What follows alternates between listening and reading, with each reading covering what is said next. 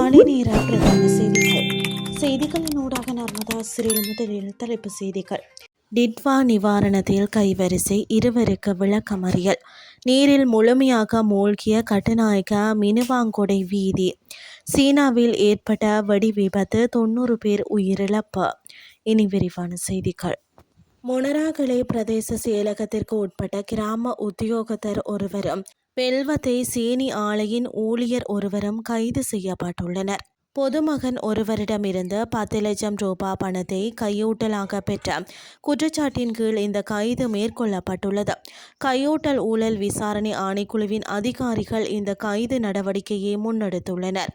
சம்பவம் தொடர்பில் மேலும் தெரிய வருகையில், சமீபத்தில் ஏற்பட்ட டிட்வா சூறாவளி காரணமாக பாரிய அளவில் சேதமடைந்த வீடு ஒன்றுக்காக அரசாங்கத்தினால் 50 லட்சம் ரூபாய் நிவாரண நிதி அங்கீகரிக்கப்பட்டிருந்தது.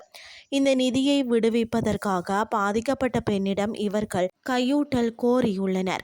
பாதிக்கப்பட்ட பெண்ணின் வீட்டு சேதத்திற்காக அரசாங்கத்தால் அங்கீகரிக்கப்பட்ட 50 லட்சம் ரூபாவில் முதற்கட்ட தவணையாக 2026 ஏப்ரல் 10ஆம் தேதி 20 லட்சம் ரூபாய் பணம் வழங்கப்பட்டுள்ளது.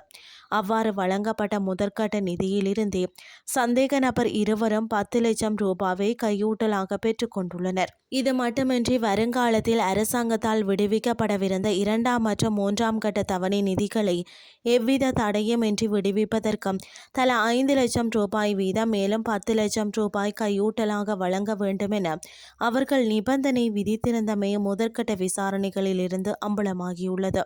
சம்பவம் தொடர்பாக கைது செய்யப்பட்ட சந்தேக நபர் இருவரும் மொனராகலை நீதவான் நீதிமன்றத்தில் முன்னிலைப்படுத்தப்பட்டதை அடுத்து எதிர்வரும் மே மாதம் 25ஆம் தேதி வரை அவர்களை விளக்கமறியலில் வைக்குமாறு நீதவான் உத்தரவிட்டுள்ளார்.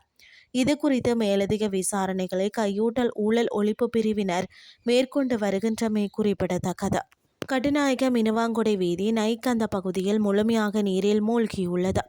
தற்போது நிலவி வரும் சீரற்ற வானிலை மற்றும் கடுமையான மழை வீழ்ச்சி காரணமாக ஏற்பட்ட வெள்ளப்பெருக்கினால் இந்த நிலை ஏற்பட்டுள்ளது. இதன் காரணமாக அப்பகுதியினூடான வாகன போக்குவரத்துகள் தற்காலிகமாக பாதிக்கப்பட்டுள்ளதுடன் வீதியும் தடைப்பட்டுள்ளது என காவல்துறையினர் தெரிவித்துள்ளனர். எனவே இப்பாதையை பயன்படுத்தும் பொதுமக்கள் மற்றும் வாகன ஓட்டுநர்கள் தங்களது பயணங்களை தடையின்றி மேற்கொள்வதற்கும் தேவையற்ற தாமதங்களை தீர்ப்பதற்கும் மாற்று வழிகளை பயன்படுத்துமாறு காவல்துறையினர் அறிவுறுத்தியுள்ளனர். அத்துடன் அனர்த்த நிலைமைகளை கருத்தில் கொண்டு ஓட்டுநர்கள் மிகுந்த அவதானத்துடன் வாகனங்களை செலுத்துமாறு கேட்டுக்கொள்ளப்பட்டுள்ளமை குறிப்பிடத்தக்கது. இனி வெளிநாட்டு செய்திகள். சீனாவின் வடக்கு பகுதியில் உள்ள ஒரு நிலக்கரி சுரங்கத்தில் ஏற்பட்ட வெடி விபத்தில் குறைந்தது 90 பேர் உயிரிழந்துள்ளதாக அரசு ஊடகங்கள் தெரிவிக்கின்றன. சான்சி மாகாணத்தில் உள்ள லியோசென்யூ நிலக்கரி சுரங்கத்தில் ஏற்பட்ட இந்த எரிவாயு வெடிப்பு 2009ஆம் ஆண்டுக்கு பிறகு சீனாவில் நிகழ்ந்த மிக மோசமான சுரங்க பேரழிவாகும். இந்த வெடி விபத்து நிகழ்ந்த போது 247 தொழிலாளர்கள் பணியில் இருந்ததாக கூறப்படுகிறது.